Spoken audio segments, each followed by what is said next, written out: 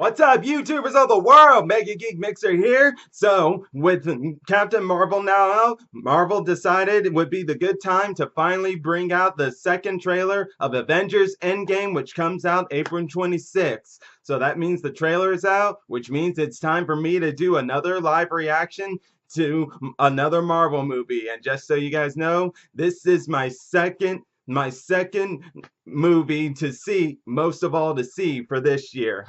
If y'all want to know what my number one is, I'll just tell you straight up. Or better yet, it shows. So there you go.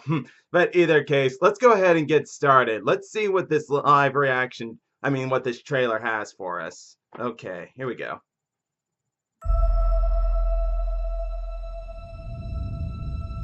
God, seems like 1,000 years ago. I fought my way out of that cave, became Iron Man. Realized I loved you. I know I said no more surprises, but I was really hoping to pull off one last one. The world has changed. None of us can go back.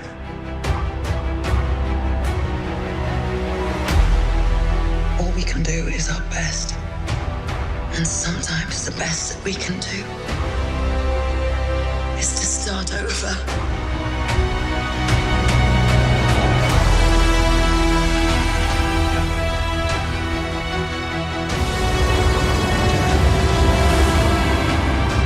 I saw all these people die. I keep telling everybody they should move on. Some do, but not us. Even if there's a small chance, we owe this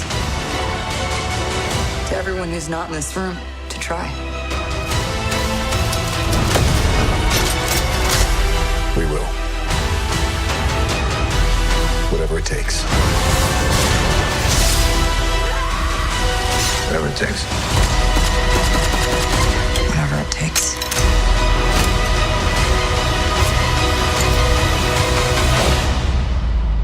Whatever it takes.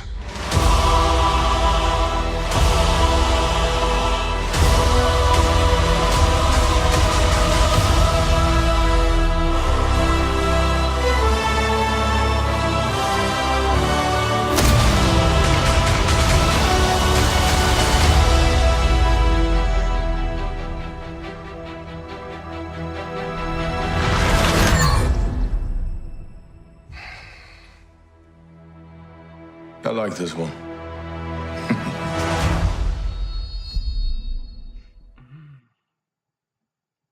Intense. That's all I gotta say. Intense.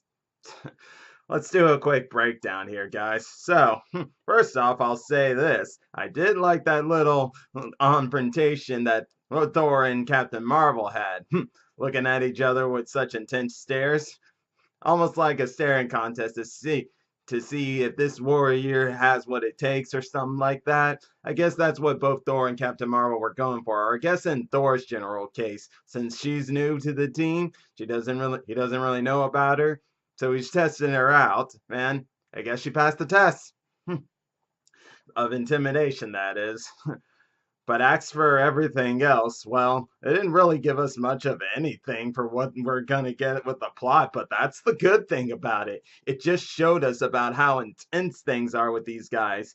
The fact that how they were defeated in Infinity Wars, and how in this film they're gonna continue on. Like, it's the Captain America says they don't move, people move on, but they don't. And they're right. And he's right, but in the sense more like they will move on, more in the sense of they're moving on to make things right, or to fix things, as it were. That's that sort of move on, not like move on, there's nothing we could do to bring our loved ones back or anything, because they still believe that's possible.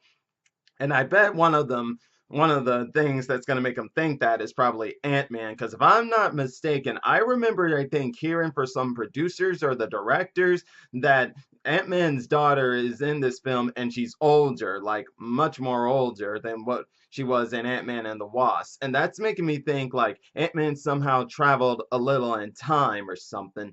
That's just though a theory. I had to actually re-look at that to be certain for sure, but from what it shows, from what I've heard, if what I heard is true on that end, then maybe that'll explain a few things with Ant-Man compared to like in that first trailer he was in and asking them, is anyone in there and stuff like that. And then the fact that we saw that shot of him looking at all these papers of people missing, and not to mention how the house of his daughter and his ex-girlfriend, it's like it hasn't been in like it looks like no one's been there in quite some time, like months or so. So that's what I'm thinking. Yes, Ant-Man travels through time, but I definitely love the shot of seeing all the Avengers getting inside their new Avenger gear.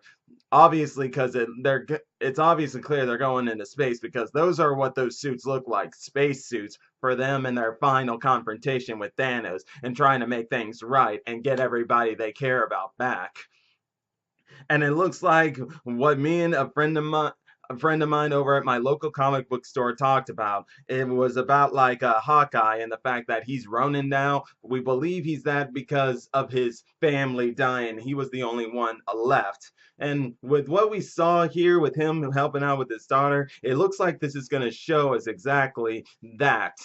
Yes, which parts of his family died, but it might be clear that all of his family died since he's in that scene and he's just like all dark and everything.